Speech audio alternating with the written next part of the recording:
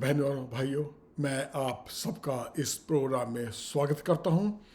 खुदा का शुक्र है कि आज फिर खुदा ने मुझे ये मौका दिया कि मैं आपके सामने खुदा के वचन को शेयर कर सकूं, बांट सकूं और आप सब का मैं अपने सच्चे दिल से आपका शुक्र करता हूं कि खुदा ने आपको इस काबिल बनाया कि खुदा के वचन को आप सीख सकें, उसको सुन सकें और दूसरों को भी सिखाने के लिए तैयार हो सकें और कुछ ग्रहण कर सकें। खुदावंद आपके लिए खुदाबंद का भी यही एक एक एक विचार है, यही एक खुदा हमारे लिए सोचता है कि मेरे बंदे, मेरे बच्चे किस तरह से मेरी बातों को जाने और समझें और दूसरों को सिखाएं।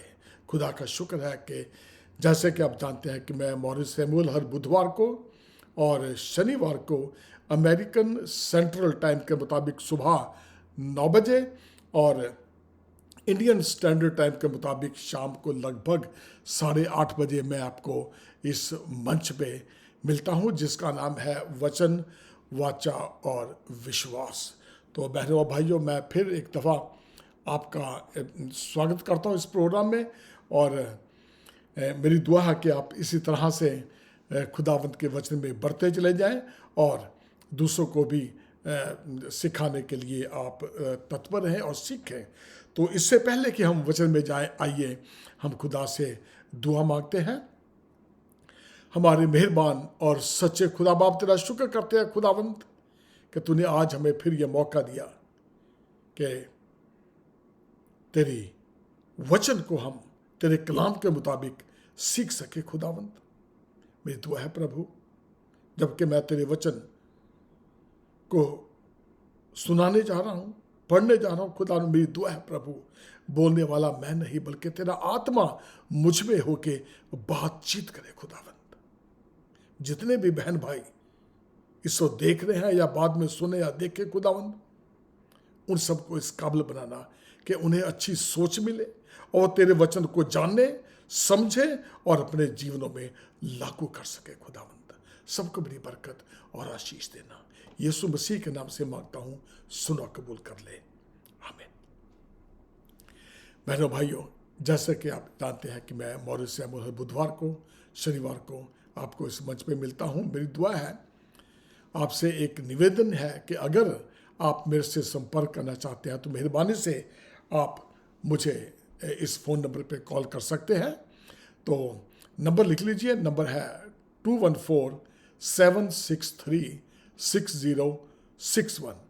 आप कोई सुझाव देना चाहते हैं, आपके सुझाव की हम कदर करते हैं और मेरा यही ख्याल है कि जो भी आप चाहे मेरे से बातचीत कर सकते हैं, संपर्क कर सकते हैं। तो आपकी जो भी मैसेज होगा उससे मैं आपको दोबारा कॉल करने की कोशिश करूंगा। तो बहनों भाइयों, आइए हम वचन में चलते हैं। जैसे कि आप जानते हैं कि इस वक्त हम मूसा के बारे में बातचीत कर रहे हैं कि खुदा ने किस तरह से इस्राएलियों को मिस्र की गुलामी से निकाला और अब इस वक्त तकरीबन मिस्र से निकले हुए उनको 3 महीने के लगभग हो गए हैं।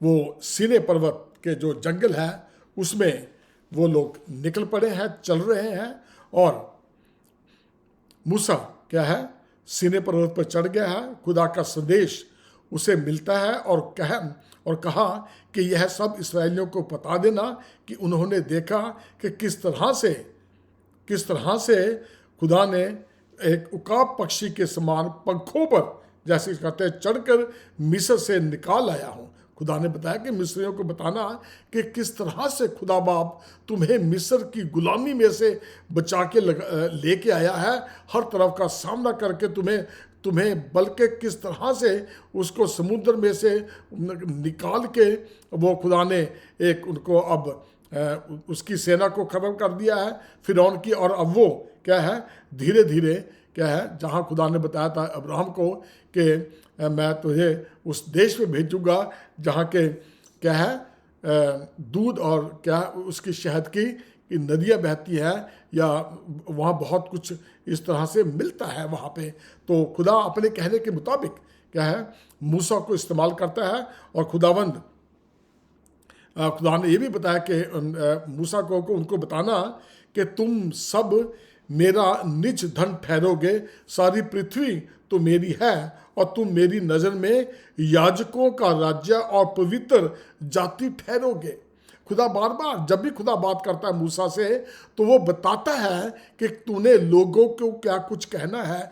इस प्रकार से क्या है, खुदा जो है मूसा को धीरे धीरे बताता है और वो क्या नाम, खुदा के वचन को उस पर थोड़ा थोड़ा जब बताता है तो क्या है, इस्राएली लोग उस पर भरोसा रखना शुरू उन्होंने कर दिया है।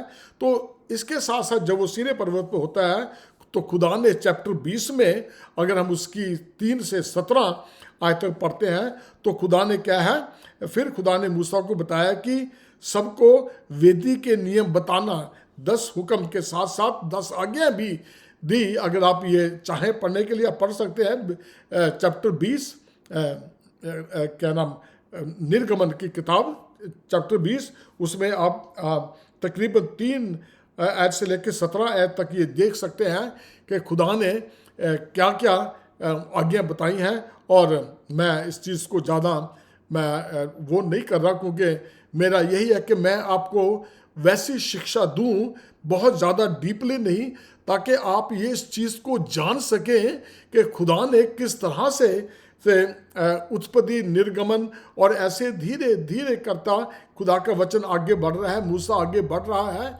और आप जानेंगे कि खुदा किस तरह से अपने बंदों के साथ है। और जब आप खुद ब खुद ये सीखना शुरू करेंगे, पढ़ना शुरू करेंगे, तो आप इसके वचन की गहराइयों तक जाएंगे। और मेरी यही कोशिश है कि एक दफ़ा आप एक कहानी के तौर से इसको सीखें और समझें, ताकि दूसरी वक्त जब आप इसको पढ़ें तो ये आपको मालूम पड़ जाएगा कि हाँ भाई, हमने ये पहले सीखा है, हमने पहले ये पढ़ा है। तो क्या है, आप आसानी से उसके वचन को क्या है, सीखना शुरू कर देंगे, समझना शुरू कर देंगे। और पता नहीं हम लोगों ने कितनी दफ़ा पढ़ा है बाइबल को, क्या क्या कुछ पढ़ा है, लेकिन जब भी पढ़ते हैं तो क्या है, हमें एक नई ताजगी मिलती है। जिस तरह के हम लोग हर रोज़ रोटी खाते हैं, दाल खाते हैं, सब्जी खाते हैं, रोज़ खाते हैं, ठीक है, लेकिन रोटी वही है, खाते हैं वही है, दाल भी खाते हैं, सब्जी जो भी खाते हैं, खाना वही है। लेकिन जब भी हम खाते हैं तो क्या है, वो ताज़ा होता है, फ्रेश होता है। इसी तरह से ये प्रभु का वचन है कि जब हम इसको पढ़ते हैं, बार बार पढ़ते हैं, तो क्या है, ये एक हमें नई शिक्षा देता है, हम इससे सीखते हैं और क्या है, एकदम ये ताज़ी शिक्षा हमें मिलती है। तो बहनों और भाइयों, मेरी दुआ है कि आप देखते चले जाएं कि हमने कहाँ से शुरू किया है और किस तरह से इस वक्त मूसा जो है अपनी इस्राएलियों को आज़ादी दिलाने के बाद, इस्राएलियों से मिस्र से निकलने के बाद किस तरह से क्या है, अपने इस्राएलियों को, मूसा को बता रहा है कि इन्हें कहना कि क्या क्या करना है। यहाँ तक कि सब वेदी के हुक्म भी बताए। फिर खुदा ने मूसा को बताया कि सबको वेदी के नियम भी बताना, यानी कि जब वेदी पे पशुओं को चढ़ाते हैं, भेड़ बकरियां, गाय बैलों की होम बलि और मेल बलि उस पर चढ़ाना, तो यह मिट्टी की वेदी बनानी है। यानी कि सिर्फ यही नहीं है कि कहीं पे भी बना लो और जैसा मर्जी तुम कर लो और क्या है, उस पे होम बलि और मेल बलि चढ़ाओ, बल्कि ये कहा कि जो भी जब भी तुम ये वेदी बनाओ तो क्या है, मिट्टी की बनानी है। यहाँ तक कि वो पत्थरों की ना हो, और यदि पत्थरों की हो वेदी तो क्या है, तराशे हुए पत्थरों से ना बनाना, कोई हथियार उसके ऊपर ना चलाना, नहीं तो क्या है, वो अशुद्ध हो जाएगी। तो अगर पत्थरों की वेदी बनानी है तो उसके ऊपर कोई हथौड़ा या छैनी ऐसी चीज़ें नहीं चलानी, नहीं तो क्या है, वो अशुद्ध हो जाएगी। मिट्टी की वेदी ही बनाने के लिए खुदा ने क्या कहा, मूसा को बताया कि किस तरह से क्या क्या खुदा ने उससे बातचीत की है। और जो कुछ खुदा उससे बातचीत करता था, क्या है, मूसा अपने लोगों को क्या है वो बताता रहता था। तो बहनों और भाइयों, इस चीज़ पे आप गौर करें कि किस तरह से खुदा अपनी अपनी कौम को गुलामी में से निकाल के उस जगह लेके जा रहा है जहाँ के उसने क्या है अब्राहम से वादा किया था कि मैं तेरे वंश को उस जगह पहुंचाऊंगा जहाँ क्या है दूध की और शहद की क्या है भरमार है, बहुत ज़्यादा है, तो चिंता नहीं करना है, खुदा ने कहा।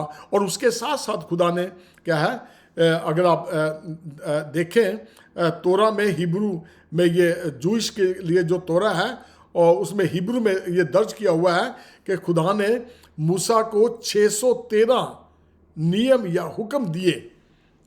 तो आप पढ़ सकते हैं, लेकिन उसमें तोरा में, हिब्रू में उसका बहुत ज़्यादा या संक्षेप दिया हुआ है, कौन कौन सा लिखा है, उनके बाद सारी कि खुदा ने अपने बंदों को कि किस तरह से क्या क्या कानून बताए हुए हैं, क्या क्या जो तोरा में हुक्म दिए हुए हैं कि ये हुक्म मानने हैं, ये कुछ करना है, तो ये सब वहाँ पे जिक्र है। तो बहनों और भाइयों, खुदा ने किस तरह से ये सब वार्तालाप की, ये 29 चैप्टर 19 से लेके 24 तक आप सब पढ़ सकते हैं कि किस तरह से वो यहाँ तक 24 बार तक आए।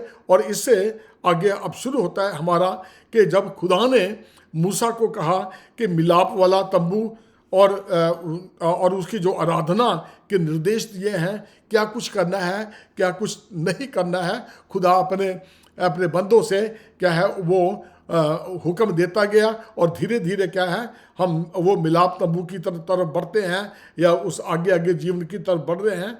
तो बहनों भाइयों, मूसा को खुदा ने बताया कि सब लोगों से कहना कि मेरे लिए भेंट लेकर आए।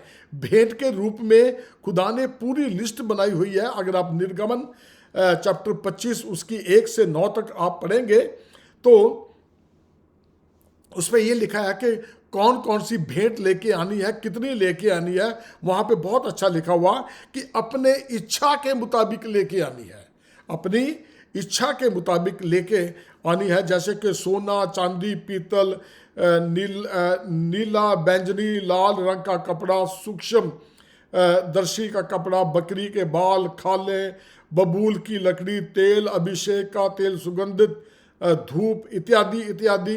यानी कि जो कुछ भी वहाँ पे लिखा हुआ है कि खुदा को किस किस चीज़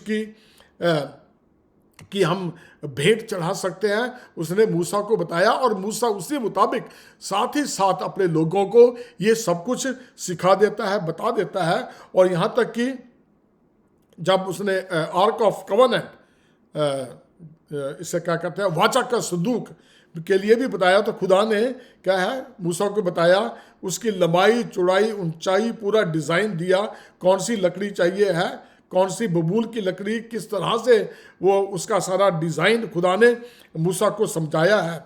और 22वीं अगर आप देखें बबूल की लकड़ी के साथ 22वें आयत में लिखा है कि मैं उसके ऊपर रहकर तुझसे मिला करूँगा। जब वो आर्क ऑफ कवनेंट का वाचा का सबूत जब बनाया तो निर्गमन 25 और उसकी 22वीं आयत में लिखा है कि उसने ऊपर रहकर तुझसे मिला करूँगा। जब वो अहद का संदूक बनाया तो उसके ऊपर जो जो कुछ बनाया था उसने मूसा को कहा कि मैं इस्राएलियों के लिए जितनी आज्ञाएं तुझको दूँ,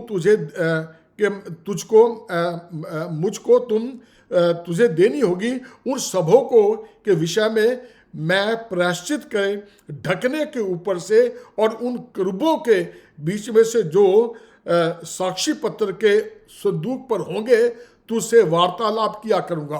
खुदा ने एक वो जो क्या नाम आर्क ऑफ कवनेंट, एक वाचा का संदूक बनाया, उसके ऊपर क्या है 2 करूबे रखे थे कि मैं उस वहाँ पे आके तुझसे बातचीत किया करूँगा, जो कुछ भी करना होगा मैं तुझे वहाँ से बातचीत क्या करूँगा। तो आपको करूबे आप समझ गए होंगे कि पहली दफ़ा जब ये करूबा लफ्ज़ इस्तेमाल हुआ था, ये हुआ था उत्पत्ति में, जब आदम और हवा को बागी अदन से निकाल दिया तो उसमें लिखा है कि खुदा ने करूबों को उसके पहरे के लिए बिठा दिया। करूबे एक ऐसी ऐसे फरिश्ते थे जिनके हाथ में क्या है, एक जलती ज्वाला वाला तलवार दे दिया ताकि कोई दोबारा उसमें एंटर ना हो सके। तो क्रूबा जो लफ्ज़ है क्रूबे, वहाँ पे पहली दफ़ा इस्तेमाल हुआ था। और यहाँ पे फिर जब वाचा का संदूक बना है तो क्या है, यहाँ पे भी वो दो फरिश्ते जो क्रूबे जो वो बनाए गए। तो खुदा ने मूसा को कहा कि मैं उसके बीच में से होके तेरे से बातचीत किया करूँगा। तो बहनों भाइयों, देखें कि खुदा किस तरह से अपने बंदों के लिए क्या कुछ करता है, क्या कुछ वो तैयारी करता है। तो आगे हम देखते हैं चैप्टर 26 में मिलाप वाले तंबू का जिक्र है, कैसे बनाना है, क्या कुछ चाहिए। होम बलि की वेदी, तो हारून और उसके पुरखों को याजक पद के लिए अभिषेक किया है। अब हमने देख लिया है कि जो आर्क ऑफ कवनेंट है, वाचा का संदूक है, ये जहाँ जहाँ भी जाएंगे ये क्या है, उसको साथ लेके जाएंगे। और जहाँ जहाँ ये मिलाप वाला तंबू है, खुदा ने इसके लिए भी बता दिया है कि ये जो मिलाप वाला तंबू है, इसकी लंबाई चौड़ाई, और इसके लिए कौन जो हारून है, क्या हारून और उसके पुत्रों को याजक पद के लिए अभिषेक किया गया। और पूरी तरह से इसमें जो रस्में निभाई जाती हैं, कोई भी चीज़ जब उसको किसी भी चीज़ को अभिषेक किया जाता है तो कई तरह की रस्में होती हैं, उसको निभाई गई है और उनके लिए वस्त्र बनाए गए हैं। और कहा गया कि हारून के जो पवित्र वस्त्र होंगे वे उनके बाद उनके बेटे पोते आदियों को मिलते रहें, जिससे उन्हें क्या है, उन्हीं को पहनने हुए उनका अभिषेक और संस्कार किया जाए। तो जो खुदा ने हारून के लिए बताया था कि वो याजक रहेंगे, उसके बेटे रहेंगे, उसके पोते जो भी हैं, वो किस तरह से उनके लिए यूनिफॉर्म बनाना है, किस तरह से उनके कपड़े तैयार करने हैं, इस चीज़ का जो जिक्र है वो पूरी तरह से जिक्र किया गया है। तो बहनों भाइयों, उसके बाद क्या हुआ, जब ये कहानी आगे बढ़ रही है तो उसके बाद जब मूसा को खुदा ने कहा कि जब सीने पर्वत पे वो जा रहा है, तो अगर हम पढ़ सकते हैं चैप्टर 32 और उसकी 27 से 29 आयत तक। मैं दो ये आपके सामने पढ़ने जा रहा हूँ। निर्गमन चैप्टर 32 और उसकी 27 से लेकर 29 आयत तक। उसमें यूँ लिखा है, उसने उनसे कहा, इस्राएल का परमेश्वर यहोवा यूँ कहता है कि अपनी अपनी जांघ पर तलवार लटकाकर छावनी के एक निकास से दूसरे निकास तक घूम घूम कर अपने भाइयों, संगियों और पड़ोसियों को घात करो। मूसा ने इस वचन के अनुसार लेवियों ने किया और उस दिन 3000 के लगभग लोग मारे गए। फिर मूसा ने कहा, आज के दिन यहोवा के लिए अपना याजक पद का संस्कार करो, वरना अपने अपने बेटों और भाइयों के भी विरुद्ध होकर ऐसे करो जिससे कि वह आज तुमको आशीष दे। तो बहनों भाइयों, ये क्यों हुआ, ये 3000 लोग क्यों मारे गए, आज हम इसके बारे में सीखने जा रहे हैं। तो खुदा ने कहा था मूसा को कि तू ऊपर आना। जब मूसा उसके पास ऊपर खुदा से बातचीत करने के लिए आया, और यहाँ जो नीचे इस्राएली हैं वो उसका इंतज़ार कर रहे थे। तो जब बहुत दिन हो गए, अब उन्होंने सोचा कि मूसा तो पता नहीं क्या हो गया, वापस आएगा कि नहीं आएगा। तो उसने क्या किया, इस्राएलियों ने इकट्ठे होकर क्या किया कि हारून के ऊपर ज़बरदस्ती करके क्या है, उसको कहा कि नहीं, वो पता नहीं आने वाला है कि नहीं आने वाला है, तू ऐसे कर कि एक कोई ऐसी चीज़ बनाओ ताकि हम उसको पूज सकें। और बहनों भाइयों, जैसे कि आप जानती हैं कि जो इस्राएली हैं, जब वो उन्होंने बुरा काम किया है, उन्होंने बुत परस्ती की है, खुदा ने उन्हें सज़ा दी है। वो बार बार, खुदा नहीं चाहता था कि जो इस्राएली हैं वो कुछ बुरा काम करें, वो खुदा की ताकत को जाने। क्योंकि इस्राएलियों ने जब मिस्र से आज़ादी ली, निकल के आए, उन्होंने ऐसे काम देखे कि और कोई देख के वो दांतों तले उंगलियां दबाना नहीं छोड़ सकते वो, क्योंकि उन्होंने सब कुछ अपनी आंख से देखा था कि खुदा ने किस प्रकार से इस्राएलियों को उस गुलामी से आज़ाद किया। इवन यहाँ तक कि समुद्र में उन्हें बिल्कुल सूखे में से ले चला, और फिरौन की जितनी भी सेना थी, फिरौन समेत वो क्या है, समुद्र में डूब गई। लेकिन यह है कि इस्राएली बार बार वही गुनाह करते रहे। बार बार कहा गया था कि बुतों की पूजा नहीं करनी, वो ऐसी उनकी बातें नहीं सुनना ना मानना। लेकिन बार बार जब तक उनके पास कुछ ऐसी आफत आती थी, वो खुदा की दुहाई देना शुरू कर देते थे। लेकिन जब खुदा उन्हें बचाता था, वो दोबारा फिर उसी बात पे आ जाते थे। तो यही हुआ जब मूसा पर्वत से नीचे आ रहा था, तो क्या हुआ कि वो जब उसने देखा कि ये नीचे क्या हो रहा भाई, ये बड़ा शोर मच रहा है, ये हो रहा है, वो हो रहा है, तो उसने क्या किया, देखा कि वो उन्होंने एक सोने का बछड़ा बनाया हुआ है और उसको सिजदा कर रहे हैं, गाने गा रहे हैं, खुश हो रही है, उसकी पूजा कर रहे हैं। और मूसा जैसे ही आया, उसके हाथ में वो दो तख्तियां थी, उसने उसके ऊपर पलट दी, उसके ऊपर मारी और उसको तोड़ दिया। उसको इतना गुस्सा आया, वो तंग हो गया आगे अपने लोगों से। देखो कि कैसे लोग हैं ये, कैसे लोग हैं ये कि खुदा को जानते हुए भी देखते हैं ये कि रात को किस प्रकार से क्या है, चांद की तरह जो सूरज, चांद की जो बादल हैं उनकी क्या है, धूप में वो उनकी बादलों की छाया होती है ताकि उन्हें धूप ना लग जाए। और रात को जो आग का गेंद से बन के खुदा उन्हें रोशनी देता था कि मेरे बंदों को अंधेरे में ना हो जाइए। किस तरह से आग का गोला खुदा ने वो उनकी मदद करता है। लेकिन वो ये समझ नहीं रहे हैं कि ये सारा दिन में क्या है, वो बादलों के रूप में उनके ऊपर होता था, और रात को क्या है, एक आग का गोला बन के खुदा उनको अगुवाई देता था, करता था। लेकिन बार बार वो क्या है, उसी गुनाह में फंस जाते थे। मूसा से वो ये बर्दाश्त नहीं हुआ और उसने वही काम कर दिया कि किस तरह से तंग आके उसने मूसा ने फिर कहा, जो मैंने अभी सुनाया कि मूसा ने वचन के अनुसार लेवियों ने किया और उस दिन 3000 लोग क्या है, मारे गए। उसने कहा कि जो खुदा से डरने वाले हैं, जो खुदा से डरते हैं, वो एक तरफ हो जाए, और फिर जो एक तरफ हो गए उन्हें आज्ञा दी कि किस तरह से इनको मारना है। उन्होंने उन्हें तलवार से मारा और 3000 लोग उस दिन क्या है, मारे गए, खत्म हो गए। तो बहनों भाइयों, इस तरह से हमारी जो कहानी है क्या है, किस तरह से आगे बढ़ रही है। उसके बाद खुदा ने फिर उसे कहा कि भी चलो कि नई तख्तियाँ बनाई जाएं। खुदा ने दोबारा फिर मूसा को बुलाया और नई तख्तियों के लिए उसने फिर दोबारा से नई तख्तियाँ बनाई। और इस तरह से हम सीखेंगे कि किस तरह से खुदा धीरे धीरे, अब ये वाचा का संदूक भी है और अहद का मिलाप वाला तंबू भी है, तो किस तरह से वो धीरे धीरे बढ़ रहे हैं। तो मिलाप वाला तंबू भी उनके पास होता है, और क्या है, ये अपना आर्क ऑफ कवानेंट भी उसके पास होती है, बिना उसके वो चल नहीं सकते। और जहाँ जहाँ भी जाते हैं ये चीज़ें उनके साथ साथ चलती हैं। तो अंत में देखते हैं हम चैप्टर 40 उसकी 34 से 38 आयत।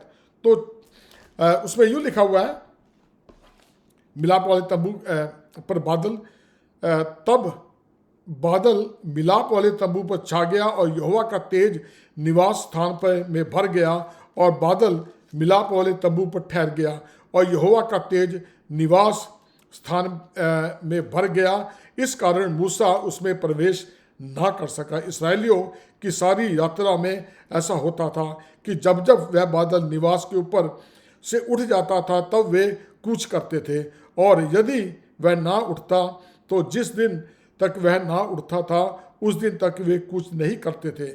इस्राएल के घराने की सारी यात्रा में दिन को तो यहोवा का बादल निवास पर और रात को उसी बादल में आग का सबों को दिखाई दिया करती थी। तो बहनों भाई, खुदा का ये था कि किस तरह से खुदा ने मूसा को यहाँ तक लेके आया और किस तरह से वो खुदा के वचन को उनको सुनाता रहा।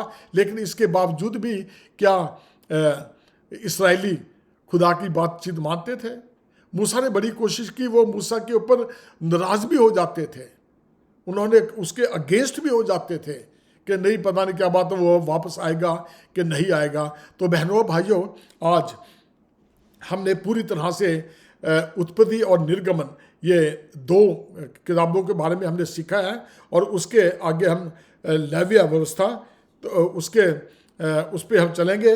लेकिन मैं आपको एक बार फिर बता दूं कि आप ये याद रखना कि मैं आपको बेसिक शिक्षा देने की, समझाने की कोशिश कर रहा हूं, ताकि आपको जो बाइबल की सारी जो स्टोरी है, आपको धीरे धीरे थोड़ी थोड़ी समझनी शुरू हो जाए और आप जान जाएं कि जो ओल्ड टेस्टामेंट है, पुराना नियम है और नया नियम है, ये किस तरह से, जब तक हम नया नियम नहीं सीखेंगे, हम पुराने नियम को कभी भी समझ नहीं सकेंगे। और मेरी ये कोशिश है कि आपको मैं जहाँ तक प्रभु मुझे शिक्षा दे, सिखाए, तो मैं उस तरह से आपको थोड़ा थोड़ा बताता जाऊं स्टोरी के तहत, के ताकि आप जान जाए कि किस तरह से खुदा ने क्या है किस किन लोगों को अपने वचन के लिए इस्तेमाल किया, कैसे कैसे उत्पत्ति, अब और इसके साथ हमने निर्गमन, एक्सोडक्स के बारे में सीखा।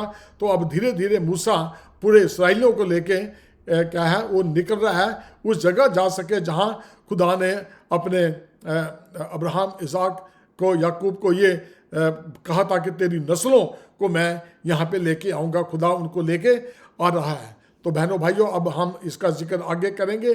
जब तक आप खुदा के वचन को नहीं सीखेंगे, नहीं पढ़ेंगे, तो बहनों भाइयों ये समझना मुश्किल हो जाएगा। तो मेरी आपसे यही गुजारिश है, अब आगे से हम लेव्य व्यवस्था को पढ़ने जा रहे हैं। आप भी जरूर सीखें कि लेव्य व्यवस्था में क्या है, किस तरह से क्या खुदा ने कैसे कैसे ये इजरायली आगे बढ़े हैं, ताकि जब मैं आपको बताऊं तो आपको वो जान जाए कि हाँ ये हमने पढ़ा है, और खुदा से इस तरह से को आपको भी समझ दे, बुद्धि दे।